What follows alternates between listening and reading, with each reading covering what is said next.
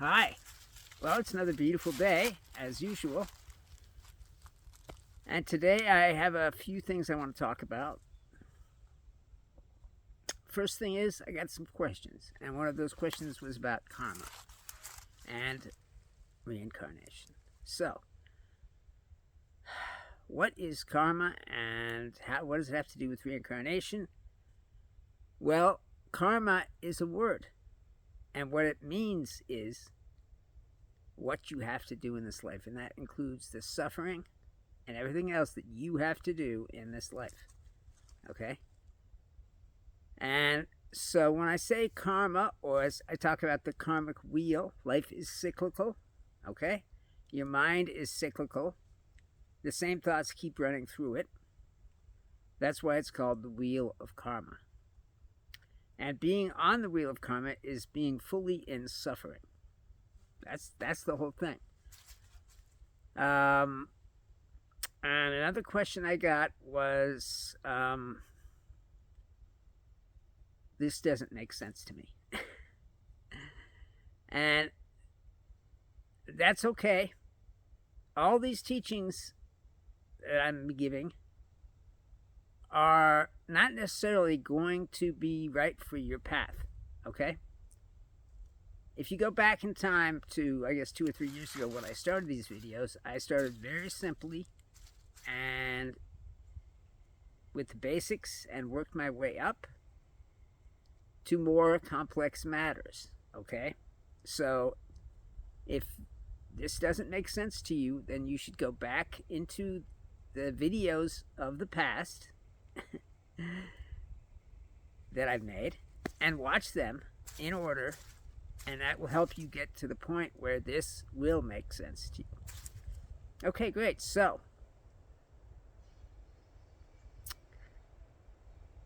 the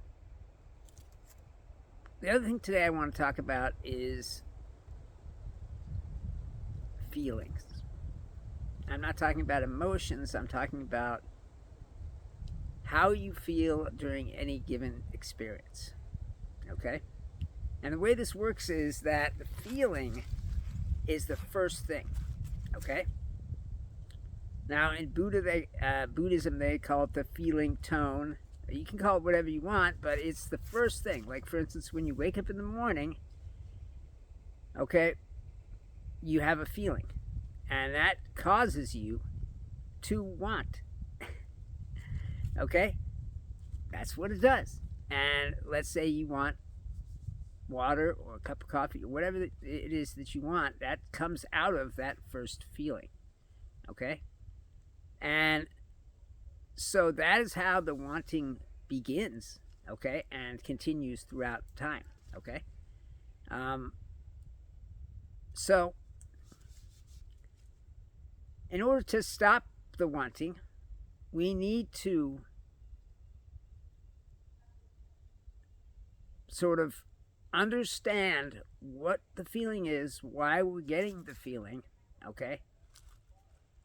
And so on and so forth. Just like everything else, we have to understand, we have to see what's going on, okay? And then based on that seeing, all right, that we can see why we are wanting, okay? Now, a lot of people wake up in the morning, the first thing they want is a cigarette, okay? Which is good, I guess, fine, whatever you want. But that can cause suffering, as we've already discussed, okay? So can everything else, okay? And so this feeling, baseline feeling that you have when you wake up, maybe it's, oh, I had a nice dream, or whatever it is, okay? And that sort of governs what you're gonna want, okay? So this is like a chain. It's a chain that's running through your mind, okay? And this chain is starting out with this feeling, okay? Not an emotion, just the way you feel, okay? And it runs to wanting, okay? Which also causes more wanting, and eventually causes clinging. Okay? So that's how it works. It's a chain. Okay? And in order for us to be free, we have to break the chain. Okay? And that is just the way it is. Okay? And we break the chain by looking at the wanting. Okay? Once we're into clinging, okay, it's too late.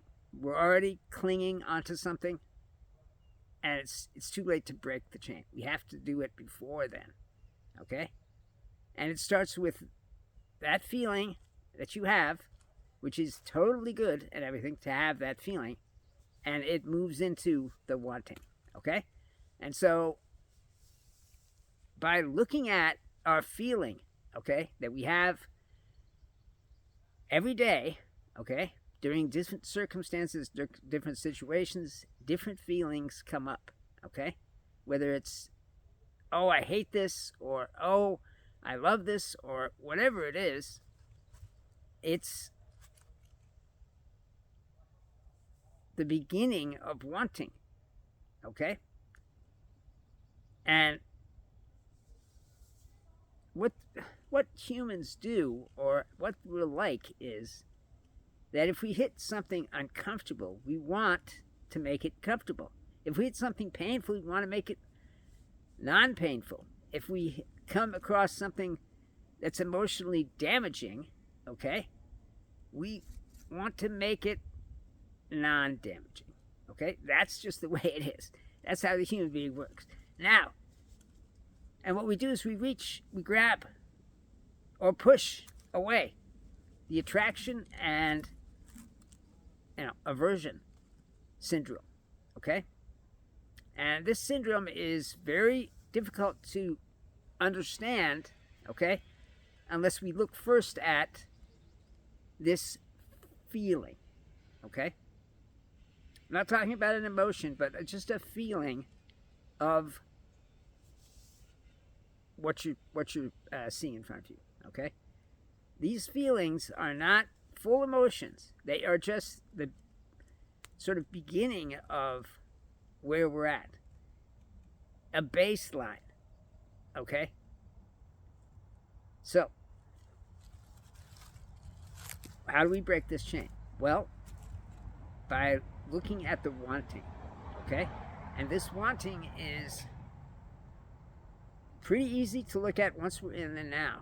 Okay? If you want a cigarette, if you want a car, if you want whatever you want, okay, you can look at why you want it. What is the reason that you want this? And most likely it's because there was a feeling, okay, that either you didn't like and you thought you could solve it by smoking a cigarette, or you did like it and you thought you could enhance it by a cup of coffee, or whatever it is. Okay? And so that's what we need to do, is we need to get into the now, okay, and look at the wanting, okay? And we can do this very easily just by doing the meditation, okay? And then feeling the want, okay? Even though you don't want it in the meditation, in the now, you can still feel that it's there, okay? It just doesn't affect you in the now, okay? At least that's my experience. And we look into that want and try to figure out where it came from.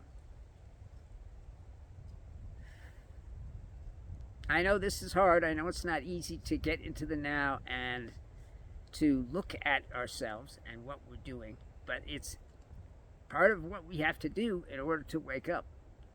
And so that's all there is to it, okay? In this life, you have to do things. And you don't like having to do them, but you have to anyway. Right? So, this is one of the things that you have to do if you want to get free. Okay? And the way that we feel about life, present circumstances, is a key to the wanting. And we have to look through that keyhole into the wanting. Okay? Anyway, so what all this means is that in order to control your mind, and not necessarily control it, but not be controlled by the wanting or not being controlled by the ego, which is part of the whole thing, okay?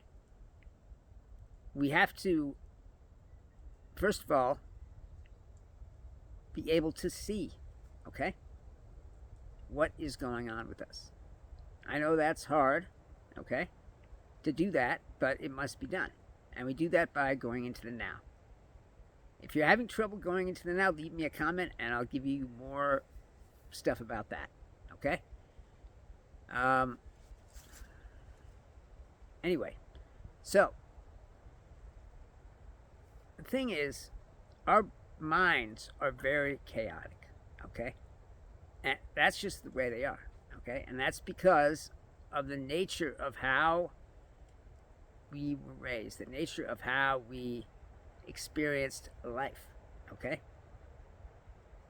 And that chaoticness needs to or should be brought under control, okay, with emptiness, okay?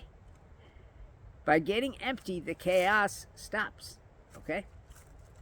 And we get empty by accepting that we don't need all of it, okay? And accepting that it's all just a show, okay? It's a light show, okay, for your mind, all right? And this chaos is what keeps you in the dream, okay? Because you're constantly having to run from one thing to another. And I'm sure you felt this in your life, okay? Anyway, so try to feel the wanting when it happens. Try to go into the now and see where it's coming from. What was the feeling? What was the general condition of yourself at the moment of that the wanting came? Okay? And I know this is hard, but it's something you can do. Okay? And, you know, the more emptiness that you can put into yourself by not thinking. That's the whole thing. In order to have emptiness, you have to stop thinking, which is very hard. I know. Okay? But that is the key to understanding yourself. You can't understand yourself in the middle of all this thinking.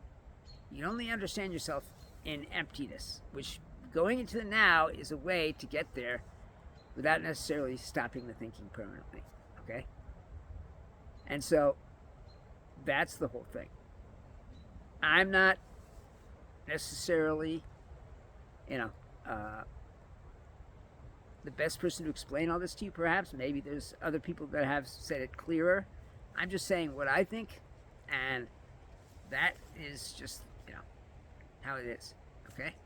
What I've experienced in my own awakening, what I've experienced through my contact with God, that's where all this is coming from, and from the formless dimension, okay?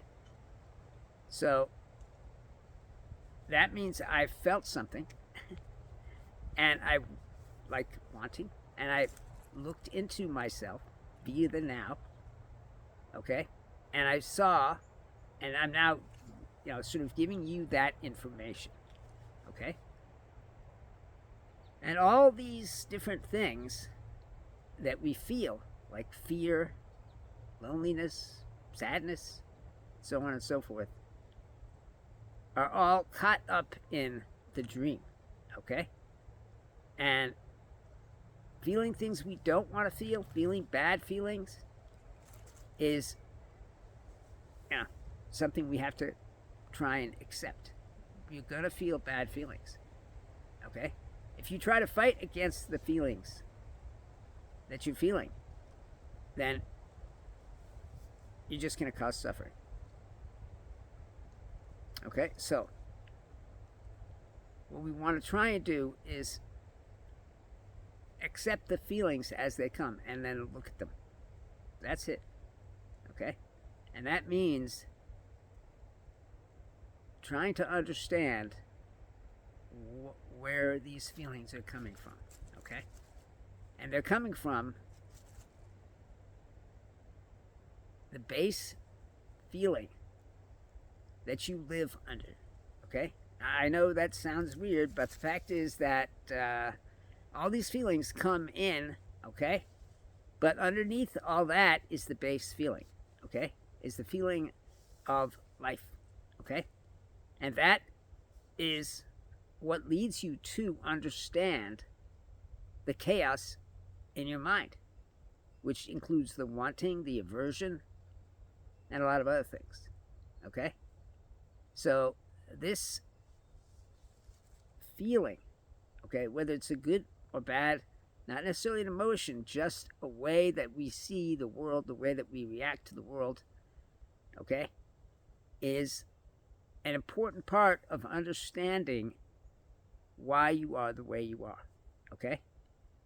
And that means that you have to sort of try and look at yourself to see what's going on. You can't see what's going on in time. In time, there's too much going on, okay? You can only see what's going on in the now. And whether or not this teaching means anything to you or not really has something to do with where you are on the path. Okay, so if it doesn't mean anything, try and go back and look at the earlier videos, okay, or look at Ram Dass videos or Eckhart Tolle videos or any of the other spiritual teachers that are out there, so you can get a better understanding of what is your mind is going through, okay, and what your path is. Finding your path is hard because it's just difficult. We have all this stuff going on, which is basically just a distraction. And the thing that's causing the distraction is the ego, okay? Because it doesn't want us to really look at ourselves. It wants us to just keep going, keep living, without any reflection. And reflection is super important, okay? Anyway, so try and understand what this feeling is causing in you, okay? And try and see the underlying truth, okay, that is in you, okay? I mean, it's really hard to see that, but it's there, okay? Not your truth, not something you can own, but the truth of you, which you can find by going into the now. And that means accepting what is. I know I've said this a million times, and I'll probably say it a million times more, but accepting is so important, and it's so powerful.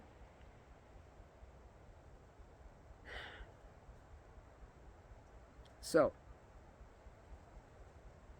try and understand that this base feeling of the way you feel about the world, okay, on any given day or any given moment, is going to lead you down a path that you maybe don't want to go to, okay? The path of addiction, the path of unhappiness, the path of trying to be more than what you think you are, okay? And that's what all this is about, okay? Your mind wants to be more. Your mind wants to become more, okay? That's just the way it is, okay? Because your ego wants to be bigger. And in order to be bigger, it has several different machinations, okay? And some of that machination is the becoming, okay? When you're young, you want to become somebody. You want to get a degree. You want to become a doctor or a lawyer or whatever, okay? And maybe you want to accomplish things in your life, okay? Which is all good, okay, and everything. But once you have become what you were trying to become, then your mind says, we have to get more. Because that's just the way the mind is. We have to get more, okay? We have to become something more. We have to get the next step up the ladder, okay? Which only leads to more suffering. Because as much as you may have succeeded, and I'm super happy that you did succeed, eventually failure is going to come. The more you try to be more, the more you're going to create suffering. And in order to get to the point where you can understand why that's bad, okay, trying to become someone, it's bad for your awakening, okay? Only by being nothing can you be everything, okay? You can't be everything by being something.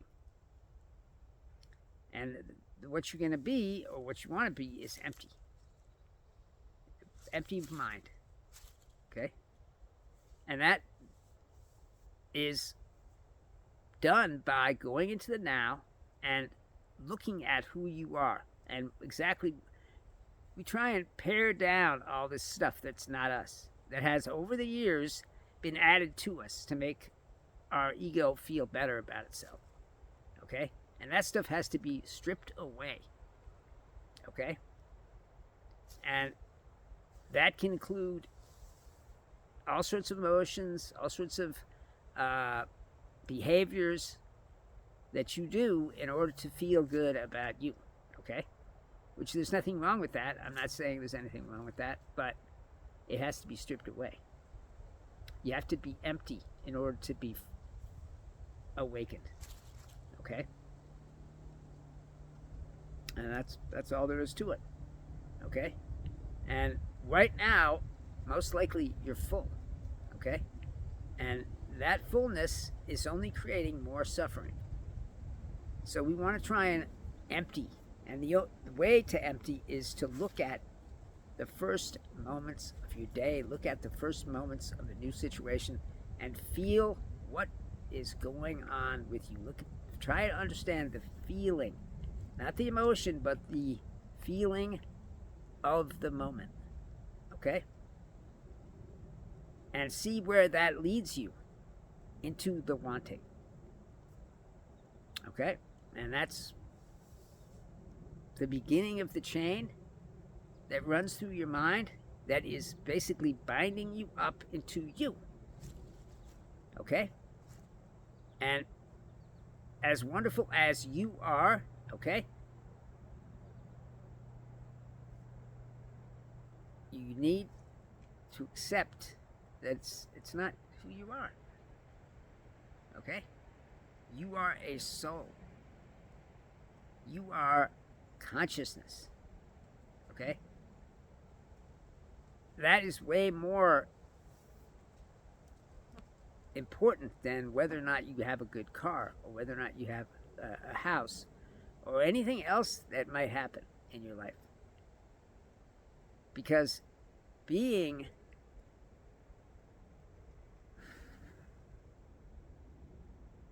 empty allows things to grow. Like a forest. When a tree falls in the forest, there's an empty patch, allowing the sun to reach the forest floor and for things to grow, right? Well, your mind is like a forest, okay? And it's full of trees. And those trees could be said to be ideas or thoughts or whatever you want to call them, okay? or the machinations of the ego. And so those trees have to fall in order for new things to grow. Okay? That's all there is to it. So, in order to strip away, okay, these trees, okay, we need to find the kernel of why we're unhappy. And the kernel of why we're unhappy is the feeling of existence. Okay? In whatever situation, whatever experience you're having, there's a baseline feeling underneath that. Okay? And by looking at that baseline feeling, we can see where the wanting begins. Okay? The wanting begins because we want to feel something else. I know, it's crazy, isn't it? It's true. Okay? We want to feel something else, not this. Okay? And in order to feel that, we bring things in. We bring stuff in. We want a cup of coffee or a cigarette or a woman or whatever it is, or a man. Okay? And this wanting is just part of the chaos in your mind that has to be stripped away. I don't say I don't want anything. Of course I want things, but I'm not attached to them. And that is where you have to get to. Not being attached to what you want. Okay? I know it's hard to see what this attachment thing is all about. Really what it's about is trying to understand that these things have become a part of you. I know it's weird to think of things as being a part of you, like your car or your kids or your wife or your house, okay? And no, they're not a part of your body, but they're a part of your mind, okay? Because you have said, these are mine, okay? My wife, my kids, my TV, my whatever. And we take ownership, possession of these things. And that's the attachment happening, okay? And in order to let go of some of the things that are cluttering up your mind and making it impossible for you to feel happy, okay? I'm not saying you don't feel happy, but you only feel it in spurts, okay? You only feel it once in a while, when everything goes right, or whatever it is. Or maybe you do feel happy all the time. Either way. I don't know how everyone feels. I have no idea. But what I'm trying to say is that having a good life means not being attached to everything. Imagine that these attachments are ropes and they're tied onto you. And they're tying you down. And you can't move. Okay?